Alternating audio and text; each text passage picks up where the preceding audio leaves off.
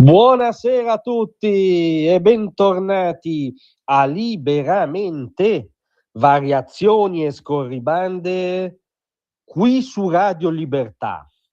Allora, come vi ha raccontato il nostro Alessandro Gnocchi nella sua imperdibile rubrica culturale del venerdì, Alta Tiratura, è stato recentemente pubblicato in Italia dall'editore Giubilei Regnani una raccolta di saggi del grande Sir Roger Scruton, grandissimo pensatore del conservatorismo britannico occidentale a cavallo tra i due millenni.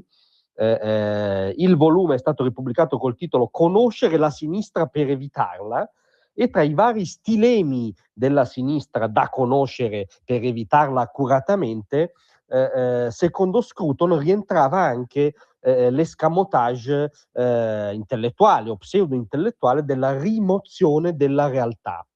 Questo elemento, secondo Scruton, tra l'altro, ricorreva sia nella vecchia tradizione marxista, che rimuoveva ostinatamente la realtà di fronte a tutti i fallimenti del comunismo reale, che erano sempre realizzati in modo sbagliato rispetto alla teoria che invece era perfetta e assicurava le magnifiche sorti progressive dell'umanità.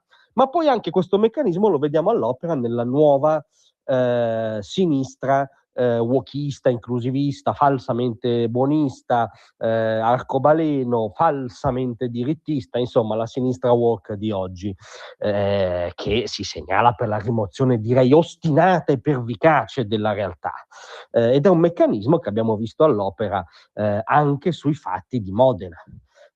Sulla vicenda del cittadino italiano nato a Seriate da genitori marocchini, il signor El Kudri, che ebbe salito su una macchina a Modena e ha pensato di provare a falciare tutte le persone che incontrava sul suo cammino.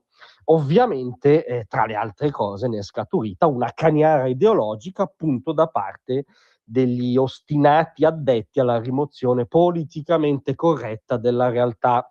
Costoro in particolare se la son presa col ministro Salvini, colpevole di aver ventilato quello che è una contestabile, discutibile in democrazia, ma tra l'altro non nata oggi, storica proposta della Lega, che sta conoscendo anche degli avanzamenti nel lavoro politico della maggioranza di governo, sulla rimozione della cittadinanza del permesso di soggiorno o della cittadinanza per chi si macchia di reati abnormi, pericolosi socialmente, tali da mettere in discussione proprio il principio base della convivenza civile. Prima le anime belle si sono scagliate contro Salvini perché El Kudri è cittadino italiano, cosa stai dicendo? Non ha il permesso di soggiorno. Poi hanno visto che Salvini si riferiva anche alla cittadinanza e al problema atavico, che è cronaca quotidiana. Se poi scavalchiamo le Alpi, in Francia è cronaca quotidiana da anni, è giudicato un allarme dai servizi segreti francesi, non da qualche pubblicazione dell'estrema destra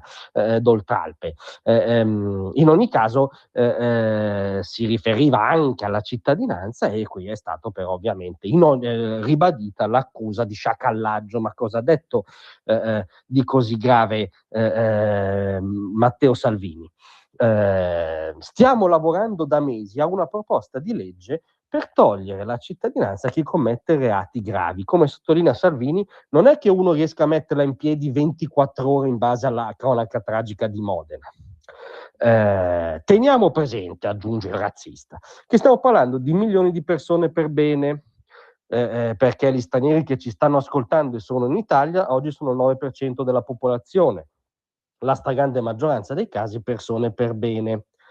Ma questo 9% di popolazione, statistiche del Ministero dell'Interno, commette il 35% dei reati, il 70% dei furti.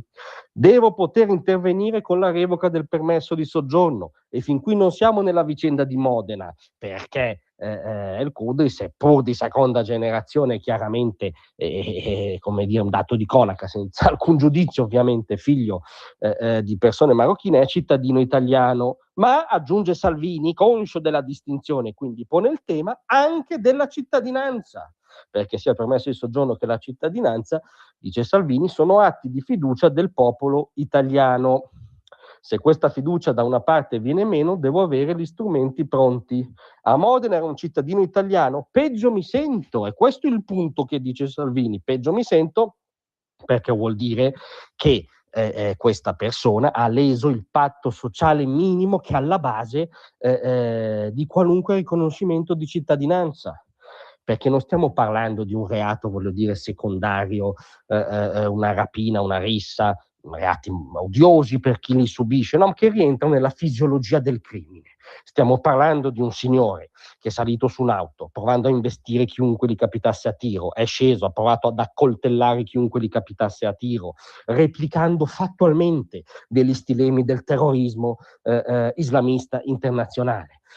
Chiaramente da sbandato, da singolo disagiato, ma gli stilemi sono quelli, tant'è che poi emerge che scriveva all'università bastardi cristiani datemi un lavoro, non ho un lavoro perché sono islamico, parineggiasse ad Allah su profili in arabo chiusi da Facebook, ma tutto questo per dire che le modalità concrete e anche certi elementi che emergono e stanno emergendo rimandano a un reato che ha gli stilemi dell'atto terroristico, al di là del fatto che El Khoury sia o meno un islamista o un disagiato che ha trovato in quell'alfabeto il modo di sfogare il suo disagio.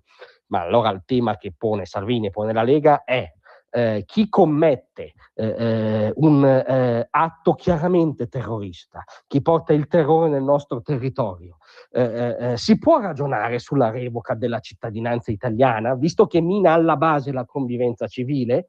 Non c'è nulla di razzista in questo, non c'è nulla di reazionario, pericoloso. A noi sembrano pericolosi gli addetti alla rimozione della realtà di cui parlava Scruton. Ebbene, noi stiamo ostinatamente coi piedi nella realtà. Grazie a tutti, a domattina.